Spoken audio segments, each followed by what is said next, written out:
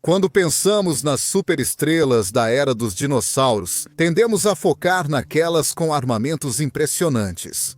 Sejam os dromeossauros com garras em forma de foice, os poderosos tiranossaurídeos, os gigantescos saurópodes ou os ceratopsídeos com chifres. Os hadrossauros geralmente não ocupam o centro das atenções quando se trata de representações de dinossauros na cultura popular. Talvez por esse mesmo motivo, há um, no entanto, que parece ter rompido a consciência do público e alcançado um reconhecimento quase universal: Parasaurolopho. Se você só tem um conhecimento vago sobre dinossauros, talvez não conheça o nome, mas é bem provável que reconheça o animal em si.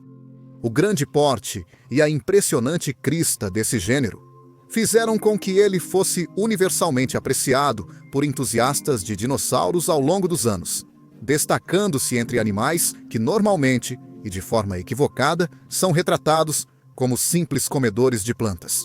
Mas o quanto realmente sabemos sobre o Parasaurolopho? Como ele vivia? Como foi descoberto? E onde era o seu lar? Essas são as perguntas que vamos explorar no vídeo de hoje, enquanto voltamos no tempo mais de 70 milhões de anos para conhecer esse animal de perto. Relaxe e aproveite enquanto te levamos para o mundo do Parasaurolophus, o lagarto de crista próxima.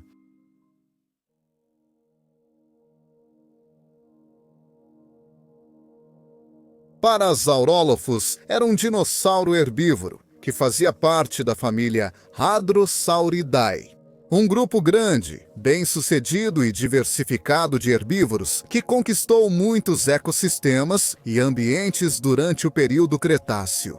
Embora sejam frequentemente retratados como pastadores pouco distintos, semelhantes a ungulados do Mesozoico, eles assumiram uma infinidade de formas diferentes e se adaptaram a uma enorme variedade de estilos de vida. Os hadrossauros foram particularmente bem-sucedidos no final do Cretáceo, que é onde nos encontramos neste vídeo. Especificamente, fósseis de Parasaurolophus foram datados entre 76,5 e 73 milhões de anos, o que significa que esse dinossauro viveu em um segmento do Cretáceo conhecido como Campaniano. Em menos de 10 milhões de anos após a extinção do Parasaurolophus, o mundo será lançado no caos com a chegada do asteroide de Chicxulub, marcando o fim da era dos dinossauros. A espécie tipo do Parasaurolophus, Parasaurolophus walkeri, era um animal muito grande. Quando totalmente adulto, media cerca de 9,5 metros ou 31 pés do focinho à cauda, e um indivíduo desse tamanho poderia pesar cerca de 5 toneladas ou mais. Ele era caracterizado por seu torso alto e profundo e pernas relativamente curtas para um hadrossaurídeo. As espinhas neurais de suas vértebras eram mais altas do que a média para sua espécie, o que aumentava a altura geral das costas do animal, fazendo com que parecesse muito mais robusto. O Parasaurolophus era principalmente quadrúpede, ficando sobre as 4 patas ao se alimentar, mas quando precisava correr, fazia isso de forma bípede. Levantar os membros dianteiros do chão teria permitido ao dinossauro aumentar sua velocidade ao fugir de um predador, ou para cobrir grandes distâncias rapidamente ao buscar novas áreas de alimentação. A parte mais distinta do corpo do Parasaurolophus era a longa crista curva que se projetava para trás do crânio do dinossauro em direção ao esqueleto pós-craniano. A própria crista, na verdade, ia das narinas ao longo do topo do crânio e era oca por dentro. Dentro da câmara principal da crista havia tubos especializados com aberturas em cada narina. Esses tubos percorriam todo o comprimento da crista e depois desciam de volta para dentro do crânio. As várias espécies conhecidas de Parasaurolophus walkeri, Tubicen e Certocristasis tinham cristas de formatos diferentes, com redes de tubos distintas em seu interior. A crista do walkeri era longa e levemente curvada, com um tubo simples, enquanto a do Tubicen, apesar de ter um formato semelhante ao do walkeri, era muito mais complexa por dentro, com uma rede elaborada de tubos. Já os Certocristases, por outro lado, tinham uma crista curta e arredondada, com um grau de curvatura muito mais acentuado. Essas cristas podiam ser vibrantes e usadas como exibição, mas exploraremos isso depois.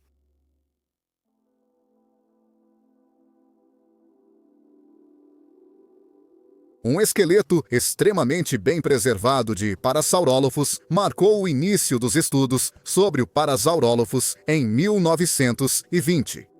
Descoberto em Sand Creek, ao longo de um trecho do rio Red Deer, no que hoje é Alberta, Canadá. A descoberta consistia de um crânio completo, além de um esqueleto parcial, faltando apenas a cauda e elementos dos membros posteriores. Foi encontrado como parte de uma expedição da Universidade de Toronto dentro da formação mais ampla do Parque dos Dinossauros.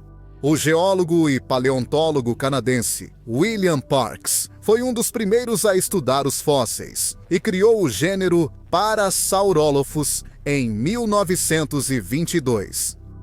O nome Parasaurolophus significa lagarto de crista próxima, em referência ao dinossauro Saurolophus.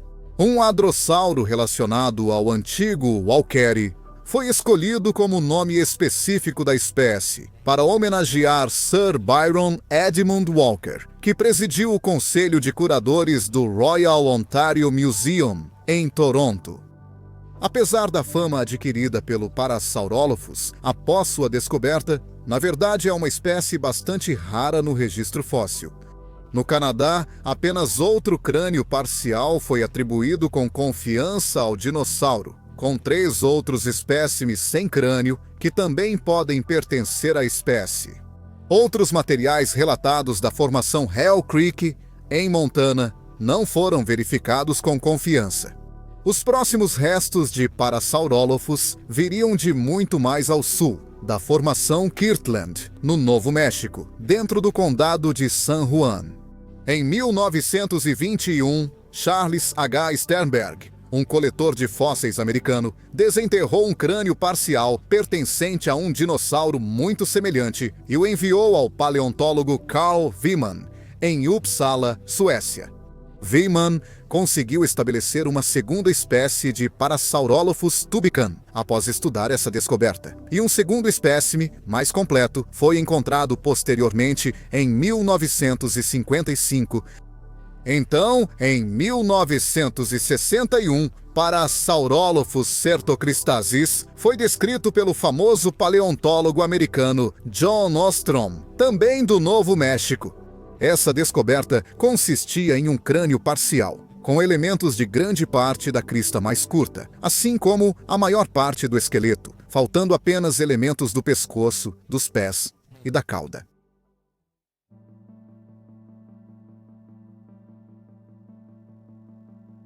Muito pode ser inferido sobre a forma como esse animal viveu apenas a partir dos ossos que foram coletados ao longo dos anos. Como todos os hadrossauros, sua boca era coberta por um bico queratinizado e sem dentes. Isso, basicamente, permitia ao animal cortar a vegetação dos galhos, que então era mastigada por dentes mais ao fundo do crânio. Esses dentes eram agrupados em baterias dentárias contendo centenas de dentes, que podiam ser substituídos ao longo da vida do dinossauro, à medida que o material vegetal abrasivo os desgastava. Como as girafas dos dias atuais, Parasaurolophus era um animal que se alimentava de plantas que cresciam até 4 metros ou 13 pés de altura.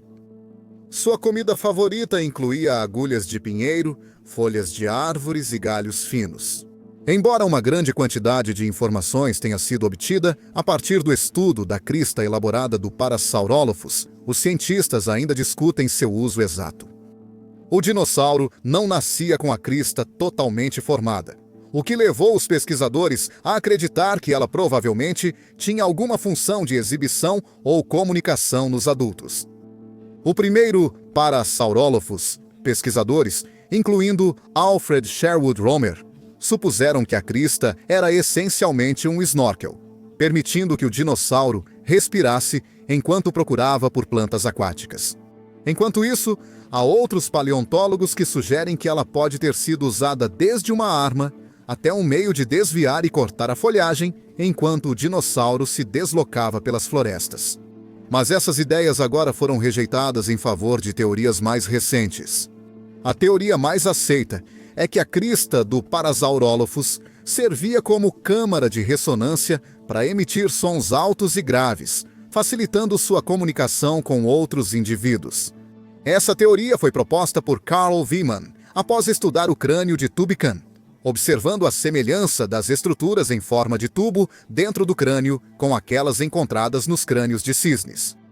Isso foi apoiado por evidências que indicavam que o Parasaurolophus tinha um senso auditivo aguçado, provavelmente capaz de captar sons graves produzidos por outros membros da mesma espécie.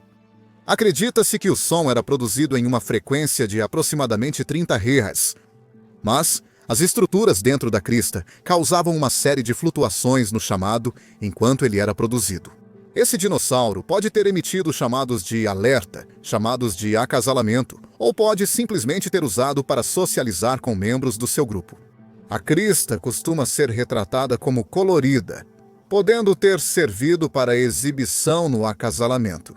Algumas reconstruções, baseadas em um estudo de Barnum Brown, mostram o animal com uma aba ligando a ponta da crista à base do crânio. Brown observou uma série de linhas estriadas na crista que podem ter sido o ponto de fixação dessa aba. Mas as representações modernas não costumam mais mostrar o dinossauro com essa estrutura.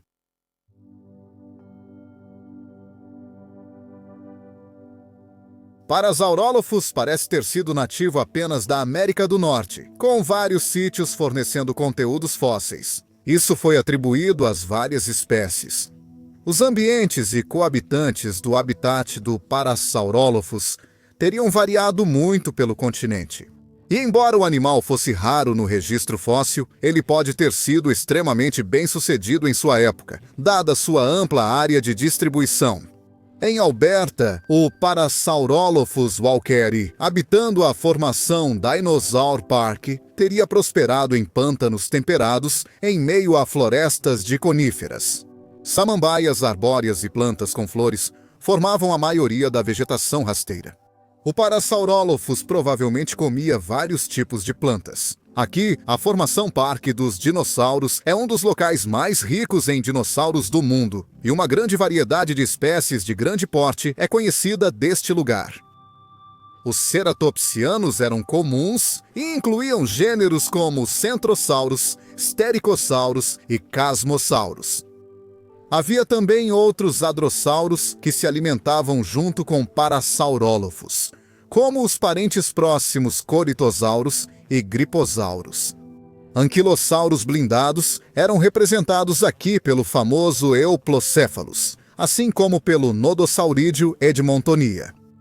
Na formação do Parque dos Dinossauros, os principais predadores eram, sem dúvida, os Tiranosaurídeos. 2 gêneros existiam aqui, e ambos podem ter sido capazes de caçar o Parasaurolophus walkeri. Gorgossauro, medindo até 9 metros ou 30 pés de comprimento, era uma ameaça muito real. Atuando como predador de topo em seu ambiente, ele era especializado em caçar ceratopsídeos e hadrossauros, exercendo uma força de mordida de quase 14.000 newtons. Igualmente perigoso era o Daspletossauro, outro predador de topo tiranosaurídeo, de 9 metros, que se assemelhava muito ao lendário tiranossauro. Com sentidos aguçados, capacidade de perceber a temperatura e uma possível tendência a caçar em bandos. Esse predador estava entre os mais temidos do final do Cretáceo. Talvez não hesitasse em caçar o Parasaurofilo sempre que possível. Na formação Kirtland, no Novo México, o Parasaurolophus tubicin teria vivido em uma planície de inundação interior caracterizada por largos canais de rios. Aqui teria sido notavelmente mais quente do que em Alberta, e o local era dominado por samambaias e palmeiras que prosperavam em condições úmidas. Outros hadrossaurídeos da região incluíam Anasaziossauro e Critossauro, enquanto o famoso ceratopsiano, Pentaceratops, com sua gola alta e pontiaguda, se alimentava ao lado deles. Cefalossauros dispersos também eram encontrados aqui, como o pequeno estegócero de cabeça em forma de cúpula, que pode ter participado de disputas usando seus crânios. Nas planícies, tartarugas e peixes enchiam os rios, e pterossauros como o navajodáctilo sobrevoavam o local. O principal predador aqui era outro tiranossaurídeo, o bistarrivossauro, um carnívoro menos conhecido que media até 8 metros ou 26 pés de comprimento. Mais uma vez, essa era uma espécie que provavelmente caçava indivíduos de Parasaurofilo sempre que podia. Embora o Parasaurolophus syrtocristatus possa ter estado presente na formação Kirtland, ele é mais conhecido da formação Fruitland, no Novo México, que é um pouco mais antiga que a Kirtland. Na verdade, a formação Kirtland sobrepõe a formação Fruitland, sucedendo-a imediatamente. Aqui, nesse ambiente, o Parasaurolophus teria experimentado condições pantanosas, com um grande grau de inundação, causado pela drenagem deficiente. Teria sido o mais úmido dos habitats dos dinossauros, mas sazonalmente secava no inverno. Pentaceratopse e Stegoceros também eram conhecidos dessa formação, mas o conteúdo fóssil é muito mais escasso e muitas espécies não foram identificadas com confiança. Troodontídeos, pequenos carnívoros semelhantes a dromeossauros, provavelmente corriam para dentro e fora da folhagem, perseguindo pequenos vertebrados, enquanto outros hadrossauros, como o coritossauro, observavam enquanto se alimentavam. Aqui, grandes bandos de ornitomimossauros, como Estrutiomimo e Ornitomimo, podem ter procurado alimento entre os pântanos. Parasaurolophus syrtocristatus também pode ter habitado a formação Karparovitz, no que hoje é o estado de Utah, nos Estados Unidos. Aqui, ele teria vivido ao longo das margens do Mar Interior Ocidental, uma faixa de oceano que separava as massas de terra de Laramídia, no oeste, e Apalácia, no leste. Com o surgimento do continente da América do Norte, o Mar Interior desapareceu. Mas, naquela época, pântanos úmidos de turfa e grandes lagos pontilhavam a paisagem em ambos os lados da costa. Se Parasaurolophus realmente viveu aqui, ele o fez ao lado dos já mencionados Gripossauro, Ornitomimo e uma pequena série de Troodontídeos e Dromeossaurídeos. Aqui, porém, o perigo era muito presente. Com 8 metros ou 26 pés de comprimento, Pteratofônio era o maior predador terrestre de topo, outro gênero de tiranossaurídeo, que pode ter sido um caçador sociável em bandos. Se os fósseis descobertos em 2021, que foram encontrados juntos em uma pedreira em Utah, forem interpretados dessa forma. No entanto, havia outro perigo em grande parte invisível aqui, que era potencialmente ainda mais mortal do que um ataque de Pteratofônio. Quando o Parasaurofilo desceu até a beira da água para beber, ele pode ter se tornado vítima de uma emboscada do Deinosuco. Esse parente colossal dos jacarés modernos media mais de 10 metros ou até 35 pés de comprimento e tinha uma força de mordida extrema, impulsionada por músculos mandibulares colossais. Ele poderia facilmente arrastar um hadrossauro desatento para as profundezas.